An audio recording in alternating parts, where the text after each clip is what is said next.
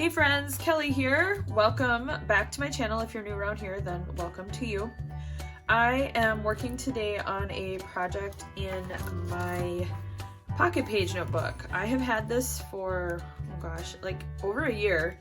I saw these pocket page notebooks and I fell in love with the idea of this pocket in here. And then I bought some and I've never used one. I've just never known what to do with it.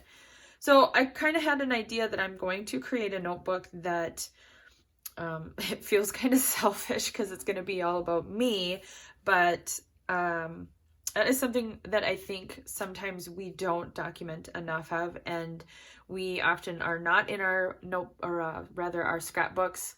We are in them because we're the ones typically taking the photos, but we're not represented necessarily in the way that I want to do this book. So I guess I'm having a hard time really drilling down to what the purpose is, but my thought process is to do spreads that talk about kind of attributes, different ways I'm processing different things, how I'm feeling, just kind of things like that. So I'm starting off with something kind of more on the negative tone. I guess I wouldn't call it negative, but it's allergy season here. You can maybe even hear it in my voice. I'm definitely a lot more nasally than normal.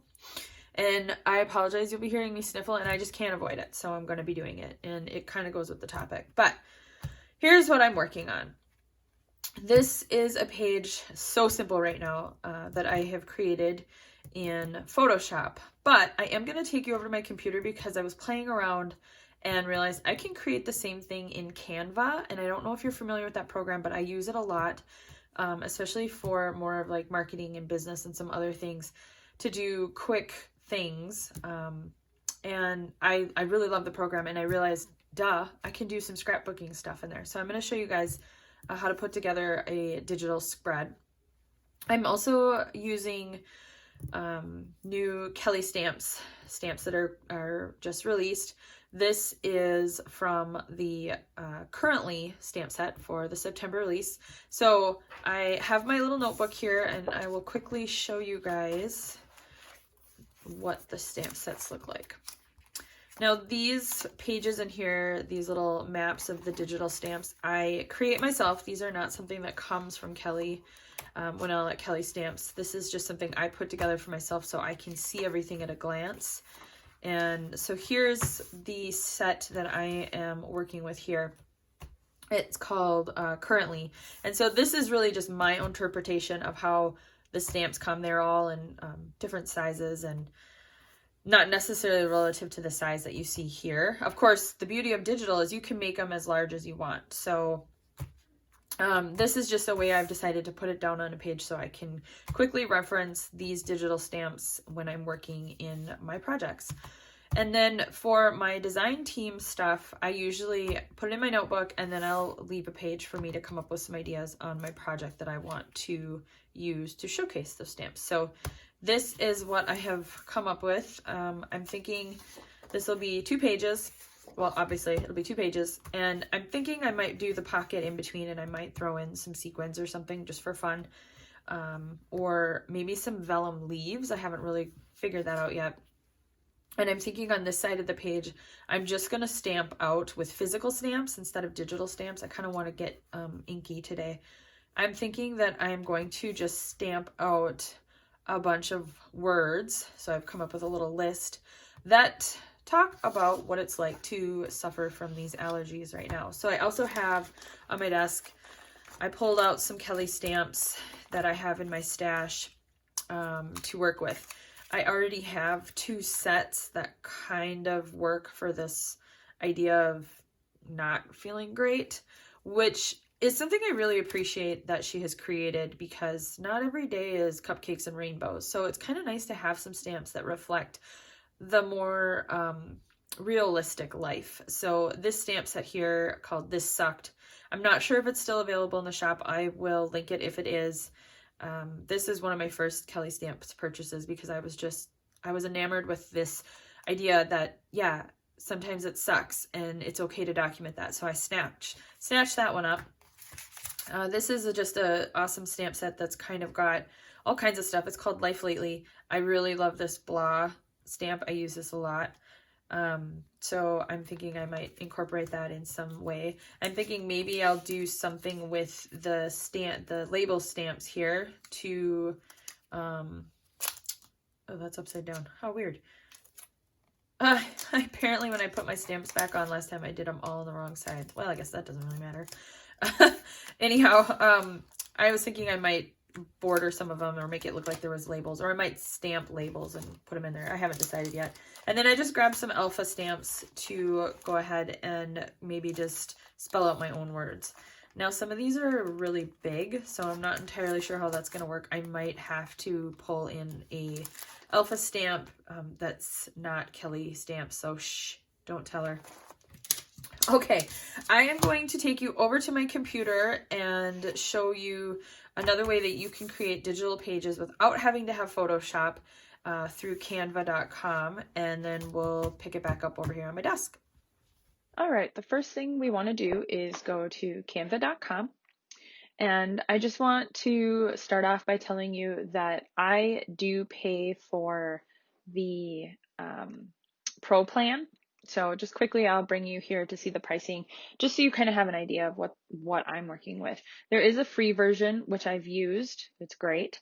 I pay for the Pro version because I also use this for my business for branding. And so I wanted to be able to upload my own fonts, do some other things, and have full access to their entire library of images.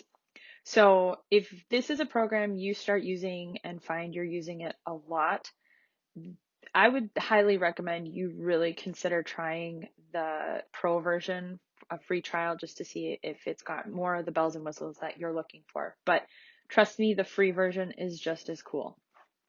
Okay, so let's go ahead and get started. So I would go to canva.com. And I'm just going to go ahead and click on create a design. I'm going to use custom dimensions, and I want to change my dimension to inches. And I'm going to go with 4.125. That's just shy 4 1/4. And the reason I like to do that is because when it comes to trimming, and with 4.125 as my width, I don't have to end up trimming a second time. This has worked well for me, so that's what I do. But if you're not so worried about that, a true traveler's notebook size, or as true as you can get, is 4.25, and then my height is going to be 8.25. So I'm going to create new design. Now, again, remember, I'm using the Pro version, so some of the things you see might not appear in the free version. As I said before, I have access to their entire library of images. The one thing I'm not entirely sure is if you also have access to these templates when you're using the free version. But over here on the left-hand side, you can see all of these different templates. Now, from just right out of the gate, rather, there are so many cool templates that somebody else has already designed. So if you were looking to create a page and didn't want to have to think about the whole entire layout of the page, you could go through here and find plenty of really cool templates that you could use. For example, I wanted a really quick, simple layout for a project I was doing, and I really loved this minimalist baker. And so I went ahead and I just started off with this template, and it gave me a good base to start. I took out the elements, the images, put in something different that correlated more to the project I was doing, changed some of the text, made a little adjustment in colors, and then I had a project ready to go. So let's go ahead and get started on starting from scratch. So I'm going to go ahead and undo this and start fresh. So I'm not going to pick a template. I'm going to go ahead and just start working on my layout. So first thing I want to do is navigate to my photo.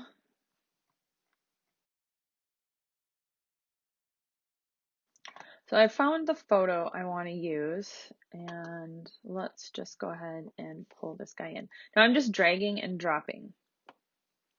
So it's already going to go ahead and load it in for me. And then from here, I can just drag it out onto my canvas. So I can move this anywhere I want to. I can also change the scale by dragging the corners. So I can go ahead and get started here. And actually, there's one more cool thing see, we're going to go to Elements and down here in Grids. So I could go ahead and use any one of these grids that have already been built. Now I'm not entirely sure how this is going to work with the scale I'm working with. So I'm going to delete that photo out and let's see if I can find.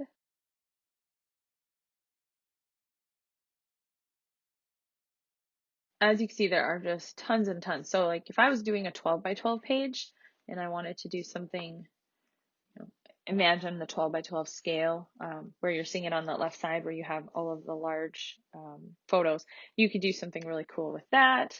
So I'm going to scroll back up here and just try to take,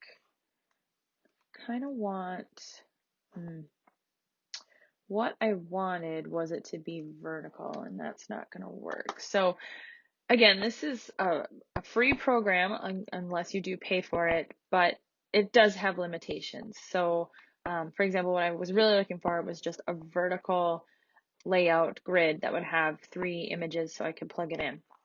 But you can easily create the same effect by just going and finding, oh, you know what? Let me take that back. I'm overcomplicating it. Let me go back to my upload. So let's see, I want to bring this photo in, and then let's see, I'm going to bring this one in and this one in.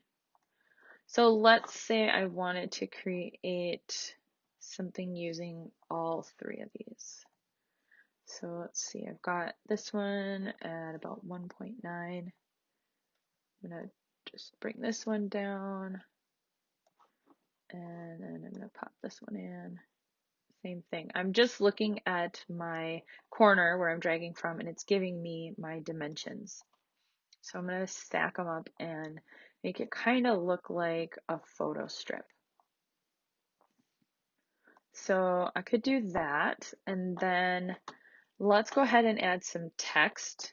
Now Canva has already created some really cool text effects by combining different fonts and kind of setting them all up for you, so you could use any one of these to create a really cool title. I am just going to go ahead and do a subheading. And I already have it set here. It's Open Sans. I'm not entirely sure if that's a default or if it's just the most common one I use, so it just has decided that's my starting font. Again, because I pay for the pro version, I pay for a monthly subscription, I was able to load in some of my own fonts. So this Latin Modern Mono Prop, I'm not sure what that prop stands for actually, is one of my favorite fonts that I use because it looks more like typewriting. So let's say I'm going to write allergy season, and I'm just going to drag this, and I probably should have started with the stamp that I'm going to use, but I'll bring that in here and I'll show you guys in a second. So I have an idea that I'm going to just bring in this title, and then I'm going to go back out to my digital stamps, my Kelly stamps, and I'm again just working in the September stamps, and I'm working in the currently. I'm going to go into the PNG and I'm going to start with the I am, and again I'm just going to drag it in and detesting. So I am is going to fit just to kind of get this going here. Let's see, I am, and you know what, I want to use the word currently. So what if I were to pull this to the top, and let's pop this down, that, and make it nice and big. So again, just pulling the corners to change the scale. And Canva does have the auto guide kind of where it snaps into place. So I'm just going to take advantage of that. I'm going to pull in detesting. Now you probably saw that it kind of wanted to snap into the different frame elements I already have. Just kind of keep moving around till you get exactly what you're looking for. So let's scale this up So I want to bring this guy down just a little so that I can fit everything in the column. So we'll do that. We've got currently, a little bigger. And then this allergy season, same thing. I can just drag it and it will make it a little larger for me. So there we go. I could start with this as my base. If you have any digital collections where you already have, like, let's say you have some digital paper that you could work with. So let me just pop out and grab something. Let me see. I think Dearly D gave away some, she has created some really cool sets. And so I believe she did create some digital papers and they're already in a TN size. So this yellow one is one of my favorites. I'm going to pull that in. And then I want to see how it kind of just already popped it right into the background. So I'm going to go ahead and do that. And then I want to tone it down a little bit. So I'm going to go to the transparency and I'm just going to bring the opacity down to just kind of more of a pale yellow. So it's just a nice background. And there you go. So now I have that. Now let's say I wanted to do a 2-page spread and I kind of want to work from the same thing I've got going on here. So what I could do is do a duplicate. Now, how about for the second one, I just delete all my photos and then I'm just going to click, and I'm working on a Mac, so I'm going to hit Shift and click each one of my elements, and then I'm going to drag them over and pop them this way. The other thing I could do is I could, you know what? No, I'm going to do what I just did. So there's an undo function up at the top, or you could do Control Z if you're on a Mac. If you're on a PC, I don't know what your command is because I can't remember. It's been too long since I worked on a PC. But there is an undo feature. So I could do that. So now let's say I want to just take this out of this side. So I apologize if my voice tends to go down. When you're working on your computer, you might do the same thing where even if you talk to yourself, you all of a sudden kind of whisper a little. So my apologies. I am trying so hard to not do that when I am recording this for you guys, but I notice I tend to do it anyhow.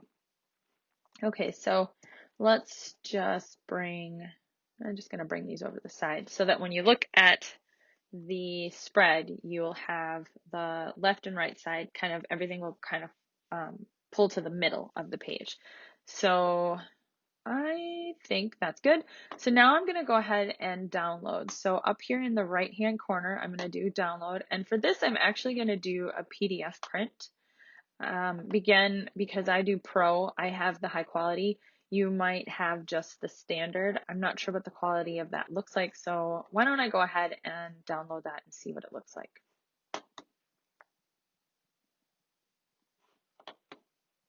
So I'm going to go ahead and open it up and take a peek here. It's probably going to be a decent quality. I might even print it just to see.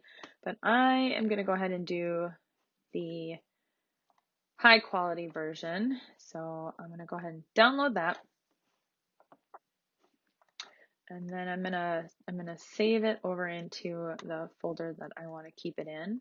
I'm bring it all the way to my projects file, and I'll just drag it in.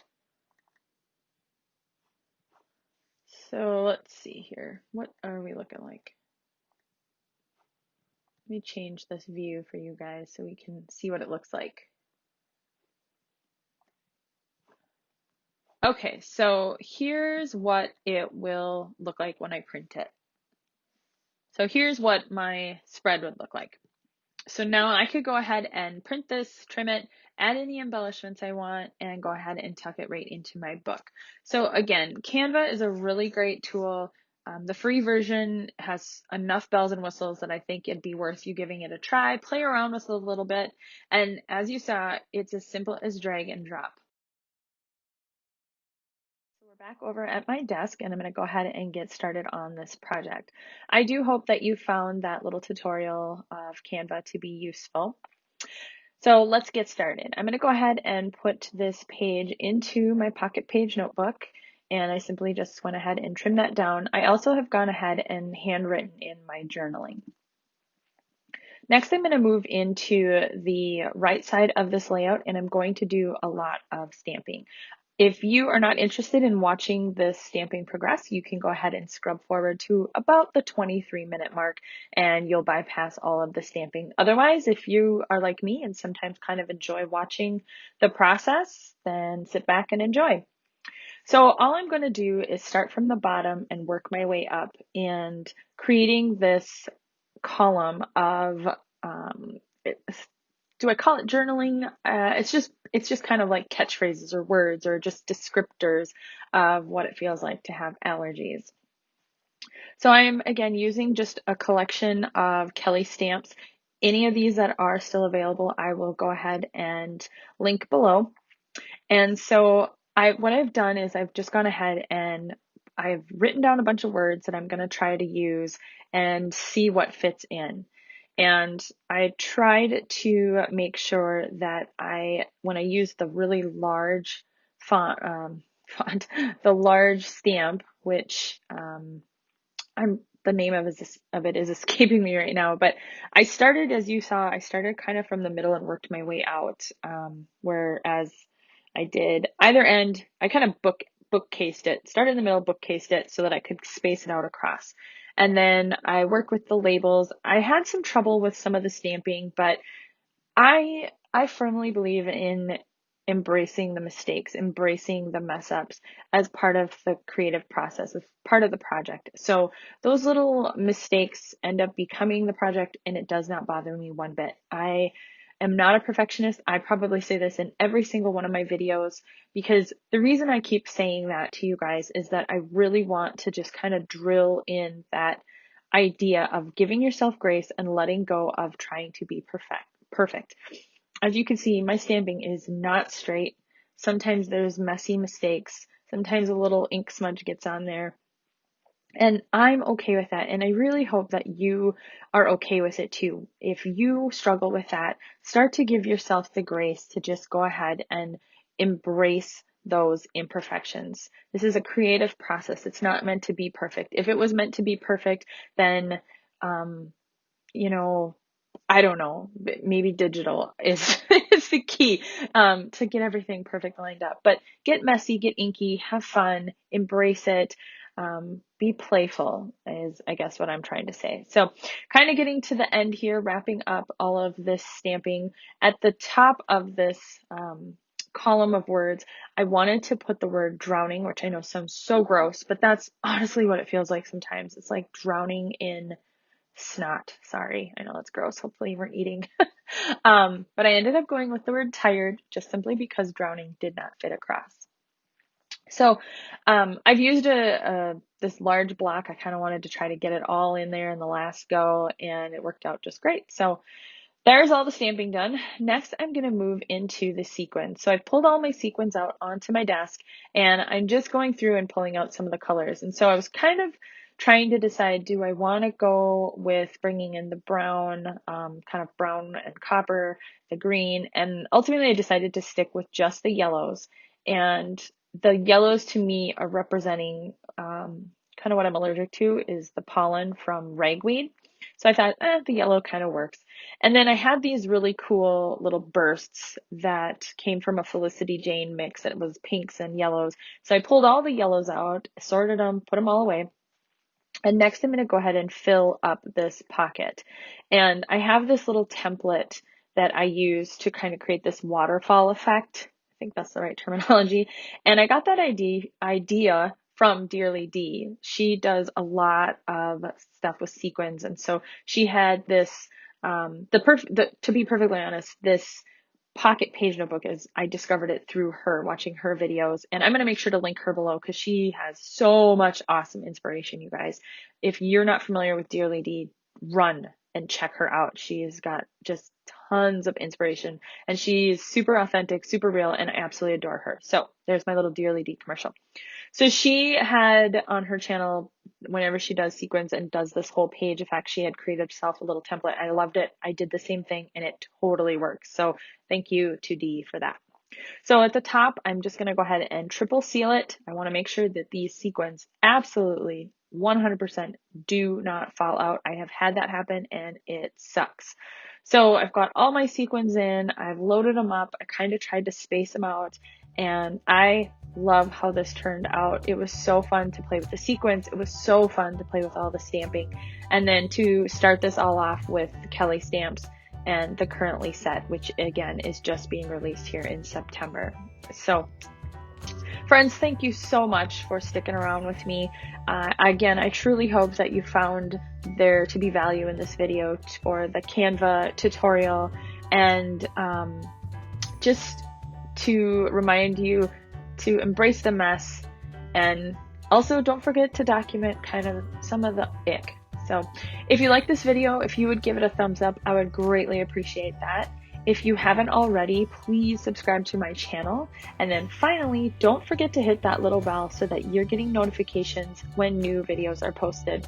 Thanks again, friends, and I'll see you next time.